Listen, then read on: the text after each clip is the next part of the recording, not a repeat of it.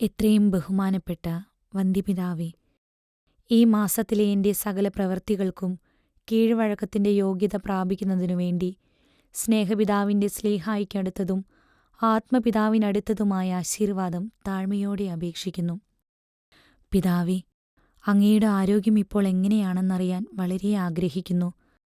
പിതാവേ, മാസാദ്യ വെള്ളിയാഴ്ച മുഴുവൻ ധ്യാനം കഴിക്കുന്നതിനും വിശുദ്ധ കുർബാന എഴുന്നള്ളിച്ച് വയ്ക്കുന്നതിനും അനുവാദം തന്നതിനെക്കുറിച്ച് അത്യധികം സന്തോഷിച്ച് നന്ദി പറയുന്നു. പിതാവേ, ഇതുവഴിയായിട്ടെങ്കിലും നന്ദികെട്ട എൻ്റെ പേരിൽ കൂടെ അവിടുത്തെ പ്രിയ മണവാട്ടികൾ നമ്മുടെ ദിവ്യരക്ഷിതാവിനെ ആശ്വസിപ്പിക്കുമല്ലോ എന്നോർത്ത് പാവപ്പെട്ട എൻ്റെ ഹൃദയം സന്തോഷിക്കുന്നു. പിതാവേ, പാവപ്പെട്ട എൻ്റെ പേരിൽ കൂടെ ഈശോയുടെ തിരുഹൃദയത്തെ ആശ്വസിപ്പിക്കണമേ. ദൈവസ്നേഹമുള്ള നല്ലൊരു ഹൃദയം ഈശോയുടെ ദിവ്യഹൃദയത്തോട് പിതാവ് തന്നെ അപേക്ഷിച്ച് വാങ്ങിച്ചു തരണമെന്ന് താഴ്മയോടെ അപേക്ഷിക്കുന്നു. പിതാവേ, ഞാൻ മുൻപ് അറിയിച്ചിട്ടുള്ളതുപോലെ മൗനവും ഏകാന്തതയും പാലിക്കുന്നത് വളരെ സന്തോഷമാകുന്നു. എന്തോ 2-3 ദിവസമായിട്ട് കുറച്ചധികം സന്തോഷം തോന്നുന്നു. വിശുദ്ധ കുർബാന കൈക്കൊള്ളുന്നതിന് വളരെ ആഗ്രഹമുണ്ട്, മുടങ്ങാതെ കൈക്കൊള്ളുന്നുമുണ്ട്.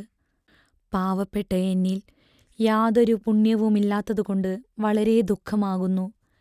ഞാൻ എപ്രകാരം ഈ മാലാഖമാരുടെ അപ്പത്തെ കൈക്കൊള്ളുവാൻ ഒരുങ്ങേണ്ടു? സ്നേഹപിതാവ് തന്നെ എനിക്കൊന്ന് പറഞ്ഞു തരണമേ. പിതാവേ, എന്നവിടുത്തെ സ്നേഹിച്ചൊന്ന് തൃപ്തിയാകും. ഞാൻ അവിടുത്തോട് നന്ദിയും സ്നേഹവുമില്ലാത്തൊരു മകളായല്ലോ. ഇത്ര അധികമായി ഈ ഹീനസൃഷ്ടിയായ എന്നെ അളവറ്റ വിധത്തിൽ സ്നേഹിച്ചിട്ടും എൻ്റെ രക്ഷിതാവിനെ ഞാൻ സ്നേഹിക്കാത്തത് എന്തൊരു ദുഷ്ടതയാകുന്നു അല്ലേ പിതാവേ? എനിക്കെൻ്റെ രക്ഷിതാവിനെ ഓർക്കുമ്പോൾ വളരെ ദുഃഖം തോന്നുന്നു. കീഴ്വഴക്കത്തിനടുത്ത കാര്യങ്ങളിൽ യാതൊരു ദുഃഖവും എനിക്ക് തോന്നുന്നില്ല. ആ പ്രവൃത്തി ചെയ്യുന്നതും നിറവേറ്റുന്നതും എൻ്റെ ഹൃദയത്തിന് വളരെ സന്തോഷവും തൃപ്തിയുമാകുന്നു. ഇതിന് വിരോധമായി പ്രവർത്തിക്കുന്നതിന് ആരെന്നോട് പറഞ്ഞാലും ഉപദേശിച്ചാലും ഞാൻ ഒരിക്കലും കേൾക്കുകയില്ല. പിതാവേ, ഞാൻ നോവേഷീറ്റിലായിരുന്നപ്പോൾ ആ അല്പമായ യുദ്ധങ്ങളുടെ കാലത്ത് എന്നെ തന്നെ കൊല്ലുവാൻ തക്കവിധത്തിൽ ചെറിയ സംഗതികളെക്കുറിച്ച് പോലും അധികമായ അരിശവും അസ്വസ്ഥതയും എനിക്ക് തോന്നിയിട്ടുണ്ട്. യാതൊരു കാര്യവുമില്ലാതെ തന്നെത്താൻ അരിശപ്പെടുകയും ചെയ്തിട്ടുണ്ട്. എന്നാൽ ഇപ്പോൾ ദൈവാനുഗ്രഹത്താൽ അതൊന്നുമില്ല. സുഖക്കേടായി കിടന്നപ്പോൾ പോലും എനിക്കൊരിക്കലും യാതൊരു ദുഃഖവും ഒരാളോടും തോന്നിയിട്ടില്ല. ആ ദിനങ്ങൾ ഭാഗ്യദിവസങ്ങളായി എനിക്ക് തോന്നിയിരുന്നു. അസുഖം കൂടിയ ആ ചൊവ്വാഴ്ച രാത്രി 10 മണിക്ക് വെള്ള ഉടുപ്പിട്ട് നീലവാർ അരയിൽ കെട്ടിയ നല്ല ഭംഗിയുള്ള ഒരാളും സ്വർണ്ണ നിറമുള്ള ഉടുപ്പിട്ട മറ്റു 2 പേരും പാവപ്പെട്ട എൻ്റെ അടുക്കൽ വന്നു. മുറിയിൽ ഇരുട്ടായിരുന്നു. എങ്കിലും ഈ നല്ല കൂട്ടുകാർ വന്നപ്പോൾ ഇരുട്ടെല്ലാം പോയി. നല്ല പ്രകാശവും വളരെ സുഗന്ധവും ഉണ്ടായിരുന്നു. നീലവാർ കെട്ടിയിരുന്ന ആൾ വളരെ സ്നേഹത്തോടെ സ്വന്തം അമ്മയെപ്പോലെ മകളെ ഏവുപ്രാസിയെ എന്ന് വിളിച്ച്, പേടിക്കേണ്ട, വേദന അധികമുണ്ടല്ലേ എന്ന് പറഞ്ഞു. മറ്റേ 2 കൂട്ടുകാരോട് വീശുവാൻ പറഞ്ഞു. വീശുപാള ആ മുറിയിലുണ്ടായിരുന്നില്ല. എങ്കിലും അവർ വീശിയപ്പോൾ കാറ്റുവന്നു. ആ സമയത്ത് മുൻപ് പറഞ്ഞ ആൾ വേദനയുള്ള ഭാഗത്ത് തിരുമ്മി തരുകയും ഇടയ്ക്ക് കുരിശുരൂപമെടുത്തെന്നെ മുത്തിക്കുകയും ചെയ്തുകൊണ്ട്, കർത്താവിൻ്റെ പീഡകളെ ഓർത്ത് നല്ലവണ്ണം സഹിക്കുന്നതിന് ഇപ്പോൾ നല്ല അവസരമാകുന്നു. നിന്റെ രക്ഷിതാവിനെ ആശ്വസിപ്പിക്കാൻ മടിക്കേണ്ട എന്നു പറഞ്ഞു.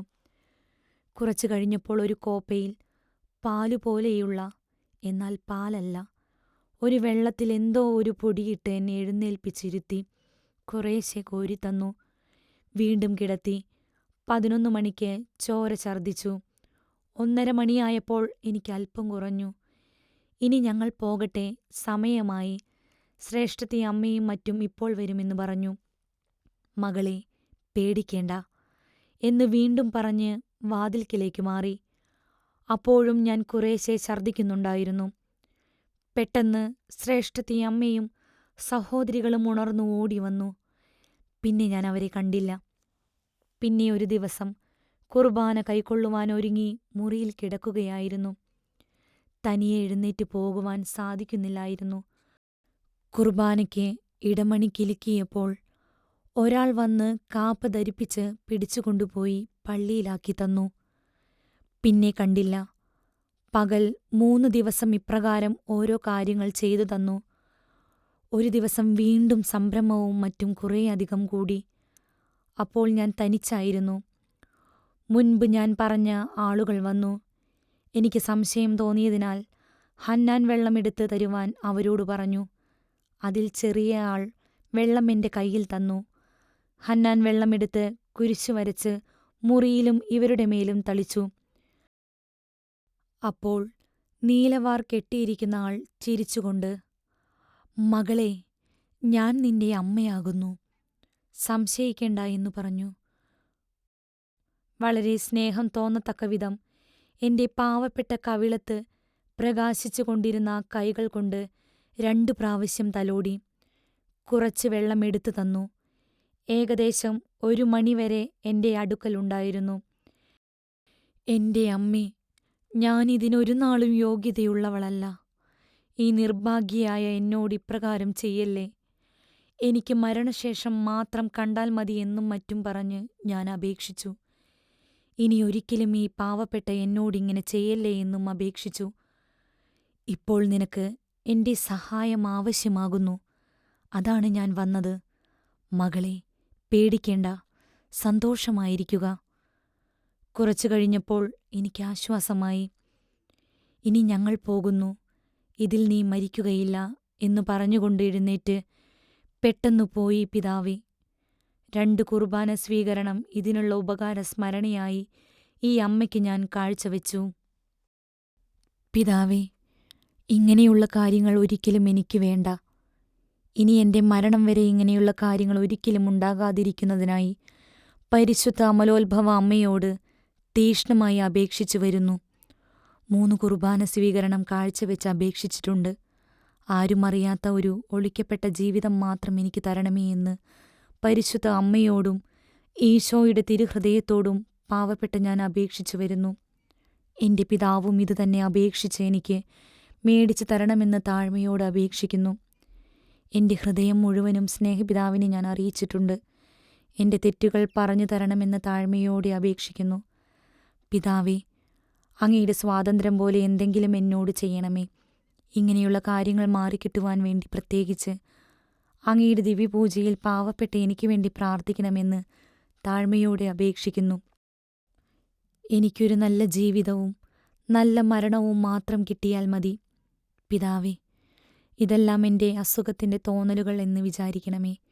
വായിച്ചു കഴിയുമ്പോൾ തന്നെ ഈ എഴുത്ത് കീറിക്കളയണമെന്ന് താഴ്മയോടെ അപേക്ഷിക്കുന്നു. ഒരു മറുപടി അയച്ചു തരണമെന്ന് താഴ്മയോടെ അപേക്ഷിക്കുന്നു. ആത്മപിതാവിനടുത്തതും സ്ലീഹായ്ക്കടുത്തതുമായ ആശീർവാദം താഴ്മയോടെ അപേക്ഷിക്കുന്നു എന്ന് അയോഗ്യ ശുശ്രൂഷയും എളിയ ദാസിയുമായ ഈശോയുടെ തിരുഹൃദയത്തിൻ്റെ വുപ്രാസ്യ.